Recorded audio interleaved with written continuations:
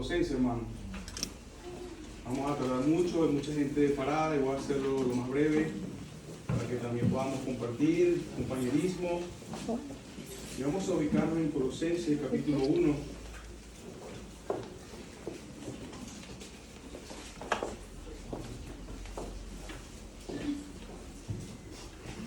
Bueno, en este momento solamente voy a quizás exponer algunos textos. Para el mes de marzo, Dios mediante, quisiera predicar el libro completo de manera positiva.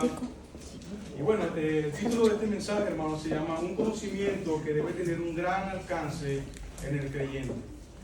Un conocimiento que debe tener un gran alcance en el creyente. Dice el versículo 9, dice: por lo cual también nosotros, desde el día que lo oímos, no cesamos de orar por vosotros y pedir que seáis llenos del conocimiento de su voluntad en toda sabiduría e inteligencia espiritual, para que andéis como es digno del Señor, agradándole en todo, llevando fruto en toda buena obra y creciendo en el conocimiento de Dios. Vamos a orar. Padre, gracias te damos por este tiempo. Gracias por la compañía grata, afectiva de mis hermanos. Gracias por el calor que se siente aquí en este local, Señor. Gracias, Padre. Te ruego que me ayudes y me uses de una manera muy especial, que tu palabra, Señor, pueda obrar en nuestros corazones y pueda animarnos a seguir luchando y a seguir la carrera que tenemos por delante. Hay mucho que hacer, hay mucho trabajo que hacer, hay muchas almas que alcanzar, pero necesitamos nosotros estar bien contigo, Señor. Te doy gracias por todo, en el nombre de Jesús. Amén.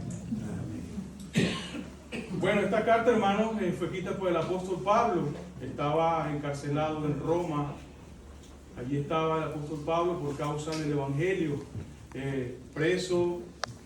Y él no comenzó esta iglesia. Esta iglesia estaba ubicada en Colosa, Asia Menor, actualmente Turquía.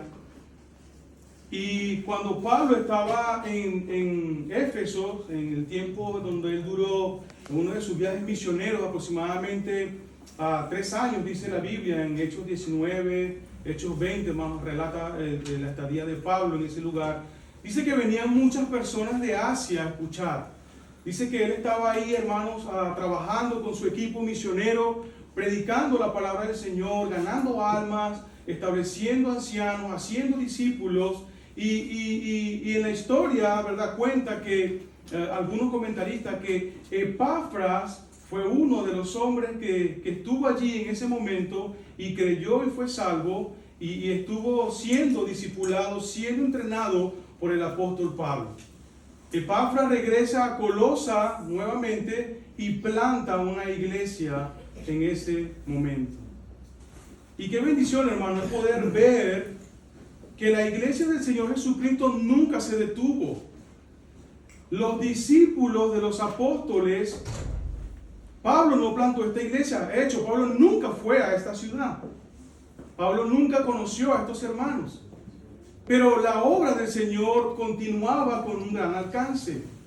Este hombre regresó a esta ciudad con la mente y la visión de seguir predicando el evangelio y se plantó una iglesia. Qué interesante, hermano, la iglesia nunca se ha detenido. La iglesia nunca ha dejado de existir. Los discípulos de los apóstoles salieron.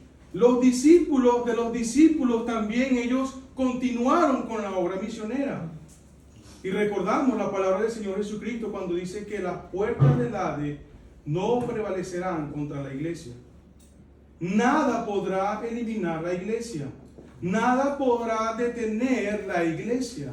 La iglesia sigue continuando. Y nos damos cuenta, hermanos, que el evangelio no está preso. El evangelio, en cualquier gobierno más comunista, más rebelde, el evangelio se sigue predicando. No pueden callar el evangelio. Vemos los países de la Unión Soviética, China, creyentes, iglesias locales en esos países por las más duras condiciones para poder predicar el evangelio, pero ahí en esos países el evangelio no está preso. Si en España decidieran cerrar las iglesias, el evangelio no lo pueden meter preso. El evangelio seguía corriendo. Y era algo, hermanos, que podemos aprender aquí de este gran hombre de Dios. La iglesia primitiva en ese entonces, hermano, era una iglesia agresiva. La iglesia, en el buen sentido de la palabra, la iglesia era agresiva. La iglesia, hermano, primitiva no se dejaba amedrentar por amenazas. Ellos no se callaban por los más gobiernos que tuvieran. Los hombres más perversos, como Nerón y otros reyes, ellos no se detenían.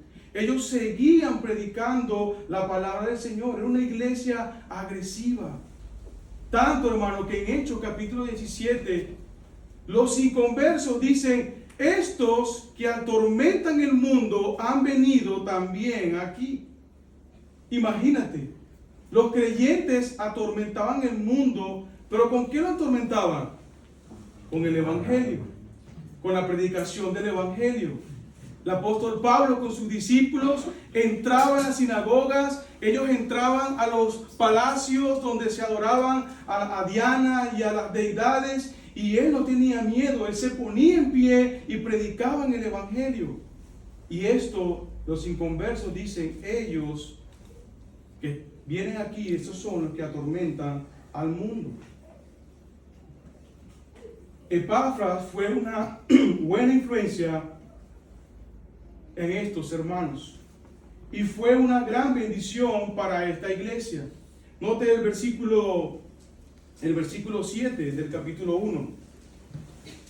Dice Pablo, está hablando, dirigiéndose a estos hermanos, diciendo a la carta que le envía a Colosas, dice: como lo habéis aprendido de Epafras, nuestro consiervo amado, que es un fiel ministro de Cristo para vosotros.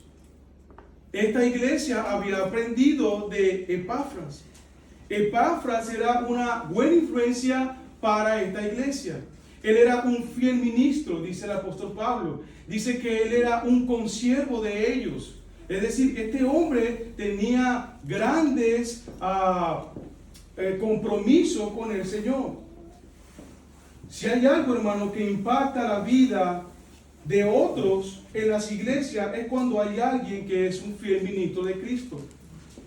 Las iglesias, todas las iglesias necesitan hombres fieles ministros de Cristo, mujeres fieles ministras de Cristo, en buen sentido, no me malentiendan. Pero si hay algo que impacta la vida de otros hermanos, es cuando hay hombres y mujeres que sean fieles.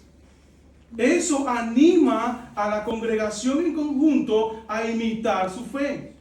Epafras imitó la fe de Pablo.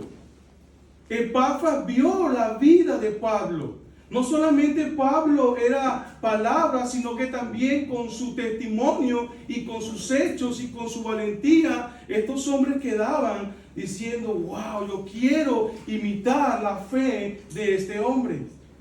Pero ellos no solamente se quedaron allí, ellos regresaron emocionados con la visión también de impactar la vida de otros.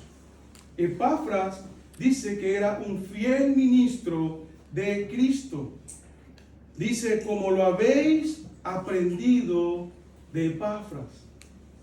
Como lo habéis aprendido de Epafras.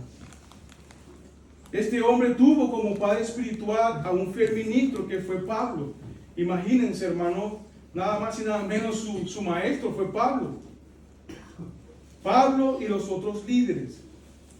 Al punto de que este hombre fue a su ciudad a llevar el mensaje que trae perdón y vida eterna, gozo y vida nueva. Pablo dice de él que fue un fiel ministro. Y como lo dije antes, la iglesia local necesita fieles ministros de Cristo, hombres y mujeres jóvenes con estas características, que vean a Cristo en mí. El apóstol Pablo decía, ya no vivo yo, sino que ahora vive Cristo en mí. Sus discípulos, las personas veían a Cristo en él. Y es algo que nosotros tenemos que reflejar en nuestras iglesias. Que los hermanos, el mundo vean a Cristo a través de mí. Para poder causar un impacto positivo en la iglesia local. Hermano, y esto anima mucho cuando hay hombres y mujeres que están muriendo a sí mismos para que Cristo sea mostrado en sus vidas. Esto anima mucho una congregación cuando hay hombres y mujeres así.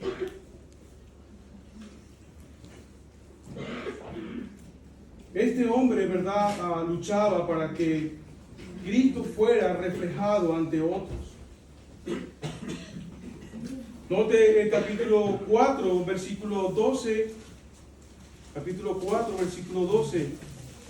Pablo sigue hablando de Epafras.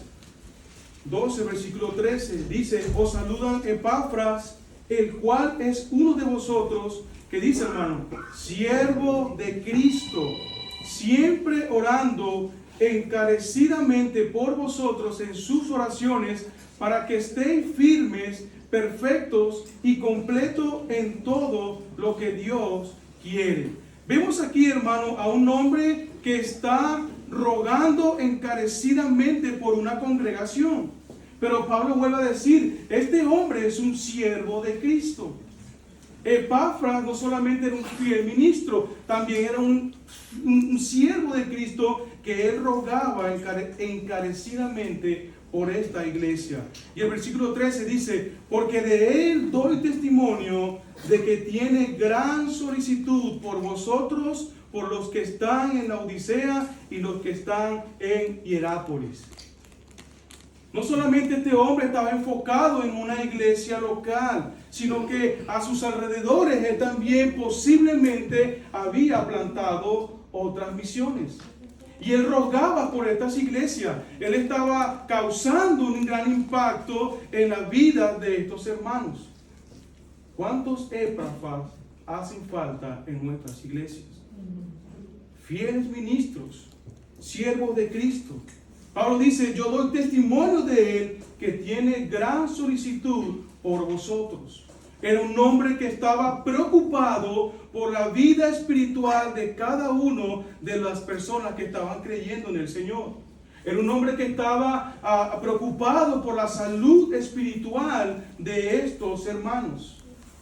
Pero su alcance, hermano, no solamente se quedó en una localidad, sino que también él pudo expandirse mucho más. Epafras visita a Pablo, ¿verdad? No solamente para visitarle en su tiempo de aflicción en la cárcel, sino que él también necesitaba ayuda para ciertos problemas que estaban ocurriendo en esta iglesia acerca de herejías y leyes y mandamientos de hombre. Y más que todo, hermano, la deidad de Cristo estaba siendo atacada por ciertos grupos en este momento. Epafras va a ese lugar para que Pablo le ayudara a poder contrarrestar con estas herejías. Ve ahí el capítulo 2, versículo 8. Él le da este reporte, le da un buen reporte de la iglesia, porque cuando usted lee todo el capítulo 1, que más adelante vamos a ver las características de esta iglesia, él le da un buen reporte de esta iglesia, pero también le dice, mira, hay un problema y quiero que me ayudes. Luego el Señor le da una serie Pablo le da una serie de doctrinas bien fundamentales para el cristianismo, y en el versículo 8 Pablo dice, mirad que nadie os engañe por medio de filosofías y de huecas sutilezas según las tradiciones de los hombres, conforme a los rudimentos del mundo y no según Cristo. Al final, Pablo, en este capítulo, en este versículo, Pablo le envía una carta y le dice a los hermanos, mira que nadie te engañe por medio de filosofías. y de tradiciones de hombre. La iglesia siempre va a ser atacada por filosofías. La iglesia siempre va a ser atacada por mandamientos de hombres. Pero si hay muchos Epafras, va a ser muy difícil que se meta esa herejía y la iglesia sea dividida. Satanás va a intentar atacar las iglesias por medio de rudimentos, por medio de filosofía, por medio de tontería, por medio de cosas que están fuera de la palabra de Dios. En este caso, la deidad de Cristo estaba siendo atacada. Cuando usted nota el versículo 5, él dice, Él, hablando de Jesús, es la imagen del Dios invisible, el primogénito de toda creación, porque en Él fueron creadas todas las cosas, las que hay en los cielos, las que hay en la tierra, visibles e invisibles, sean tronos, sean dominios, sean principados, sean potestados. Todo fue creado por medio de Él y para Él, y en Él subsisten todas las cosas. Ahí estaba dejando claro que era Cristo Dios, que Cristo era el todo para el todo. Y eso hay que tener cuidado, porque van a llegar muchas falsas herejías a las iglesias locales. Pero si hay Epafras, si hay muchos Epafras, fieles ministros, va a ser muy imposible que eso pueda crecer. Ahora, esta iglesia no estaba mal, esta iglesia estaba bien. Vemos allí 5 características que Pablo alaba de esta iglesia. Cuando usted nota en el versículo 1, dice la palabra del Señor, versículo 2 dice, a los santos y fieles hermanos en Cristo que están en Colosas. ¿Qué dice? A los santos y fieles. Es una expresión exclusiva para unos hermanos que eran fieles. Posicionalmente, hermanos, nosotros somos santos. Cuando nosotros somos salvos, posicionalmente somos santos. Dios nos ve a nosotros como si nunca hubiésemos pecado por los méritos de Cristo. Pero hay Pablo alaba algo aquí específico, que estos hermanos eran fieles.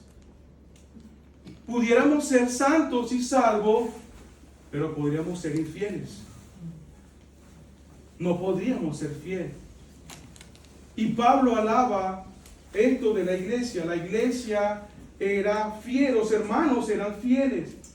Dice el versículo 4, vamos a leer el versículo 4, dice, habiendo oído de vuestra fe en Cristo Jesús, el amor que tenéis a todos los santos. Vemos aquí, hermano, que en este versículo aparecen 2 características positivas de esta iglesia. Número 1, ellos pusieron su fe ¿en quién? En el verdadero, en Jesucristo. Y es algo que la iglesia neotestamentaria y nuestras iglesias deben tener en cuenta, siempre poniendo la fe en Jesucristo. Porque el mismo libro de Colosenses habla de que Cristo es la cabeza de la iglesia y que en Él se encuentran escondidos todos los tesoros de la riqueza, del conocimiento y de la sabiduría que nosotros necesitamos. Por eso que es importante que la iglesia tenga fe en Jesucristo, en el verdadero. Gracias a Dios tenemos la palabra de Dios revelada, en donde podemos encontrar y ver y conocer a Dios, que más adelante voy a hablar un poco acerca de esto. Pero había otra característica. En el mismo versículo 4 dice, y del amor que tenéis a todos los santos. Esta iglesia, estos hermanos también tenían amor por todos los creyentes de su iglesia y de las otras iglesias. ¿Cómo está nuestro amor para con nuestros hermanos? Me decía un pastor que la base de todo es el amor. La base de todas las cosas que nosotros vamos a hacer tiene que ser el amor. Que dice 1 Corintios 13. Yo puedo entregar todo mi cuerpo y darlo a los pobres y quemarme, pero si no tengo amor, de nada vale. De nada sirve. Y la base para una congregación, para una iglesia, para un creyente fiel que tiene su fe en el verdadero, es el amor. Yo hago y ayudo y me esfuerzo a hacer las cosas por amor a Dios. Porque Él me amó a mí primero. Y su amor fue derramado en nuestros corazones. Y aparte de eso, es un fruto del Espíritu Santo. Tenemos amor para dar. Tenemos que hacer todo lo que hagamos, hagámoslo con amor. Y era lo que Pablo también alababa de esta iglesia. Otra característica muy importante para la iglesia, y creo que lo voy a dar hasta aquí, es una iglesia que estaba creciendo espiritualmente con la palabra de Dios. Versículo 6.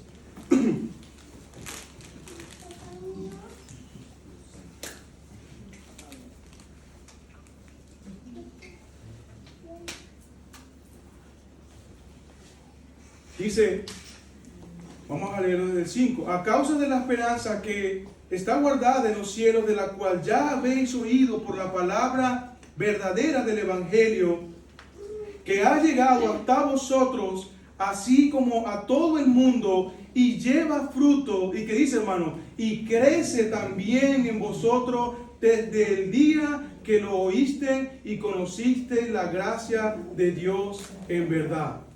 Dice que la palabra de Dios, que esta iglesia estaba teniendo un crecimiento espiritual. No hay nada más caótico para una iglesia, hermano, que se quede estancada espiritualmente. No hay nada más preocupante, no hay nada más frustrante para el líder, para un fiel pastor, que su iglesia, que los miembros de la iglesia se queden estancados espiritualmente. No hay avance, no hay compromiso, porque todos somos llamados a crecer espiritualmente.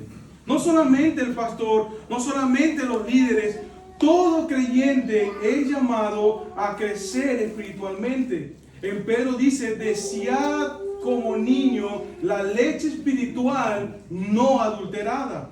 Nosotros, para poder crecer, necesitamos alimentarnos cada día de la palabra de Dios. Necesitamos venir fielmente a la iglesia para escuchar los sermones, porque a través de la predicación nosotros somos exhortados, somos llamados al arrepentimiento, somos llamados a servir a Dios, somos llamados a rendirnos a tiempo completo. Pero si nos estancamos, no va a haber crecimiento espiritual. Va a ser una iglesia estancada. No vamos a poder gozar de las victorias. Siempre digo, hermano, no seamos espectadores en la obra de Dios. Seamos partícipes en la obra de Dios. El espectador es el que se sienta a ver lo que está sucediendo en otros hermanos. Pero sería mejor participar con los hermanos y gozarnos de la victoria que Dios le da a otros hermanos. Que sería triste sentado, wow, yo quisiera que Dios me usara así como ese hermano. Dios quiere usarlo también. No es solamente para un grupo, es para todo creyente. Somos llamados a crecer espiritualmente. Qué importante es que cada iglesia y cada creyente pueda anhelar estos principios en su vida y que al mismo tiempo pueda animar a su iglesia a promover la felicidad, a promover la fidelidad, a promover el amor. Ellos no se quedaron solamente con el conocimiento, sino que ese conocimiento iba acompañado de obras. Hermanos, vamos a evangelizar. Hermanos, vamos a apoyar misiones. Hermanos, vamos a trabajar en la iglesia. Necesitamos maestros de escuela dominical. Necesitamos alcanzar nuestro sector para Cristo. Necesitamos memorizar versículos. Necesitamos aprender la Biblia. Eso anima. Eso anima la obra de Dios. Último, hermano. Vamos a ver ahora el contenido de la oración de Pablo. Esta iglesia, a pesar, hermanos, de que era una iglesia madura, le hemos visto como esta iglesia, Pablo daba un buen testimonio de esta iglesia. Pablo hace una oración y hay un contenido allí muy beneficioso para nosotros. Dice el versículo,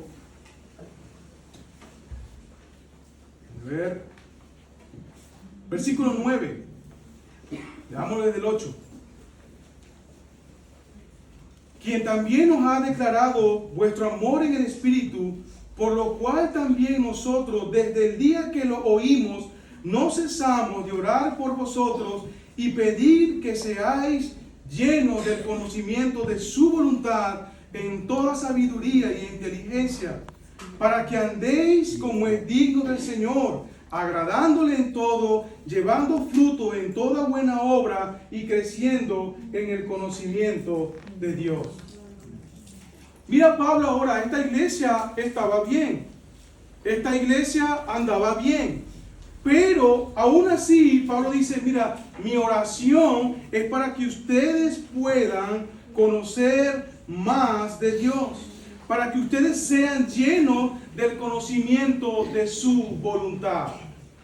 Hermanos, cada uno de nosotros debe ser lleno del conocimiento de la voluntad de Dios. ¿Cuánto nosotros necesitamos, hermano, conocer la voluntad de Dios para mi vida? Porque la vida es muy difícil. Porque hay situaciones que son muy complicadas. Hay situaciones que son muy complejas. Pero si nosotros somos llenos, hermanos, de la voluntad de Dios, vamos a poder tener buenas decisiones y victoria en nuestra vida. Ahora, la oración de Pablo era eso. Que pudiéramos conocer a Dios. Porque en Cristo están todas las riquezas de pleno entendimiento. El deber de la iglesia es alcanzar todas las riquezas de pleno entendimiento. Es conocer más a Cristo. Es como yo puedo imitar el carácter de Cristo. ¿Qué haría Cristo para ser un buen esposo? Él lo dice en su palabra. ¿Cómo hago para ser un buen padre? Él lo dice en su palabra. ¿Cómo hago para ser un mejor trabajador? Él lo dice en su palabra. ¿Cómo hago para tomar decisiones en cuanto a mi economía? Él lo dice en su palabra. Pero debemos ser llenos del conocimiento de Dios para poder entender la voluntad de Dios en nuestras vidas. Cristo, hermano, es la cabeza de la iglesia. Cristo es el fundamento. Cristo es Dios. Cristo es el Rey de Reyes. Cristo es el Salvador. Y todo lo bueno que podemos hacer nosotros y que haya en nosotros es por Él. Porque nos ha dado una vida nueva, hermanos. Una vida nueva.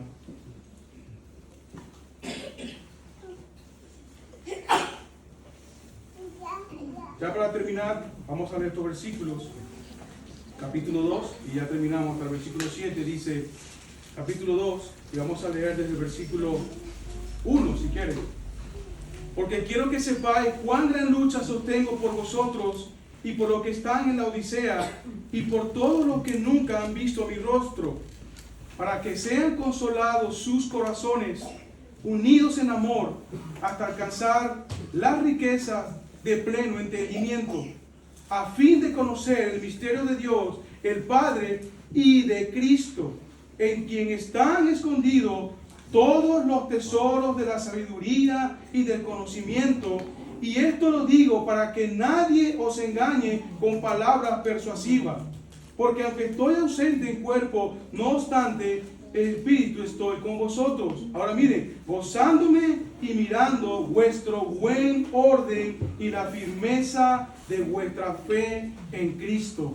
Por tanto, de la manera que habéis recibido al Señor Jesucristo, andad en Él, arraigados y sobreedificados en Él y confirmados en la fe, así como habéis sido enseñados, abundando en acciones de gracia.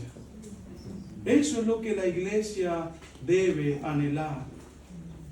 Andar, si me amáis, guardad mi mandamiento. Y debemos andar como Él anduvo. Ahora, la iglesia necesita sabiduría y conocimiento de Dios. Pero todo comienza en Jesucristo. Amén. Si le damos a Él primer lugar en nuestras vidas, vamos a poder tener sabiduría, conocimiento de su voluntad y vamos a poder tomar buenas decisiones y vamos a poder impactar al mundo. Vamos a poder llevar la luz del Evangelio a un mundo que está tan lleno de tinieblas, hermanos. Pero necesitamos tener estas características en nuestras vidas. Cierre sus ojos, hermano. Vamos a orar y vamos a tener un tiempo de oración. Todos con sus ojos cerrados.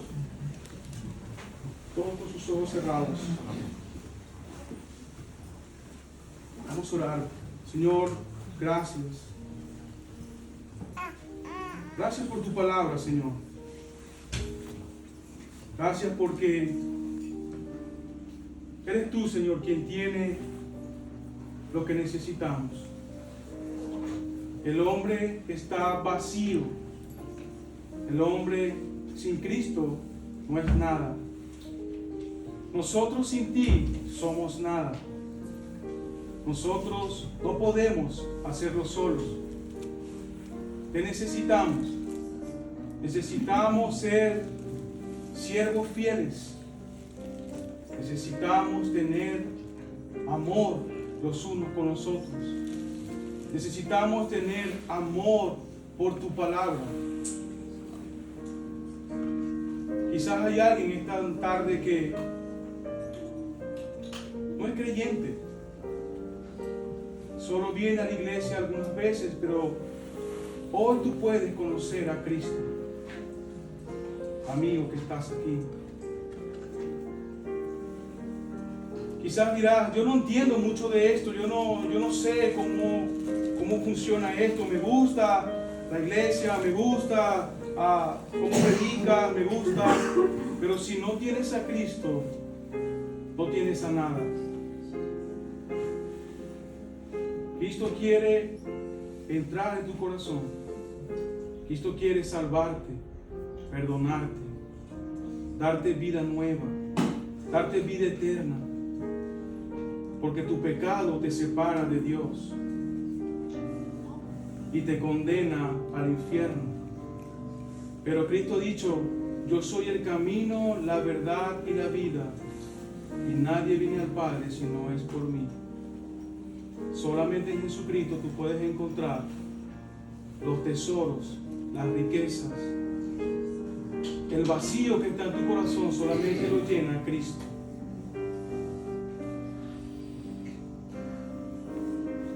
Todo lo dejamos en tus manos, en nombre de Jesús. Amén. Amén. Vamos a ponernos de pie, hermano. Vamos a cantar este himno que está tocando Agustín ahí de fondo.